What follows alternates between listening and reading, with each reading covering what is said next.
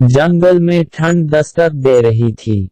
सभी जानवर आने वाले मौसम की तैयारी करने में लगे हुए थे। एक पेड़ पर रहने वाली चिड़िया भी उनमें से एक थी। हर साल की तरह उसने अपने लिए एक घोंसला तैयार किया था और अचानक होने वाली बारिश और ठंड से बचने के लिए उसे चारों तरफ से घास फूस से ढक दिया था। सब कुछ ठीक चल रहा था कि एक दिन अचानक ही बिजली कड़कने लगी और देखते देखते जोरदार बारिश होने लगी। बारिश से ठंड भी बढ़ गई और सभी जानवर अपने अपने घरों की तरफ भागने लगे।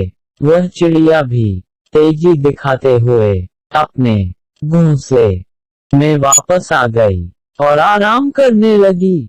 कुछ देर बाद उसने देखा कि एक बंदर खुद को बारिश से बचाने के लिए पेड़ के नीचे आ गया है। चिड़िया ने बंदर को देखते ही कहा, तुम इतने होशियार बने फिरते हो तो भला ऐसे मौसम से बचने के लिए घर क्यों नहीं बनाया। यह सुनकर बंदर को गुस्सा आया, लेकिन वह चुप ही रहा और पेड़ की आड़ में खुद को बचाने का प्रयास करने लगा। थोड़ी देर शांत रहने के बाद चिड़िया फिर बोली, पूरी गर्मी इधर उधर आलस में बिता दी, अच्छा होता अपने लिए एक घर बना लेते।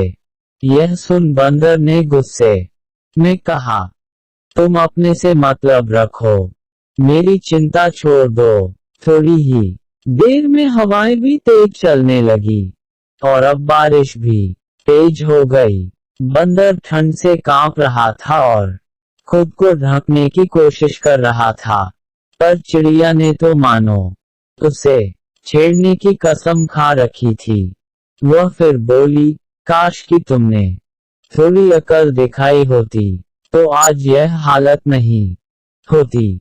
कम से कम अब घर बनाना सीख लेना। इतना सुनते ही बंदर गुस्से से तुरंत ही पेड़ पर चढ़ने लगा और बोला, भले मैं घर बनाना नहीं जानता, लेकिन मुझे तोड़ना अच्छे से आता है। और ये कहते हुए उसने चिड़िया का घोंसला तहस नहस कर दिया। अब चिड़िया भी बंदर की तरह बेघर हो चुकी थी और ठंड से कांप रही थी।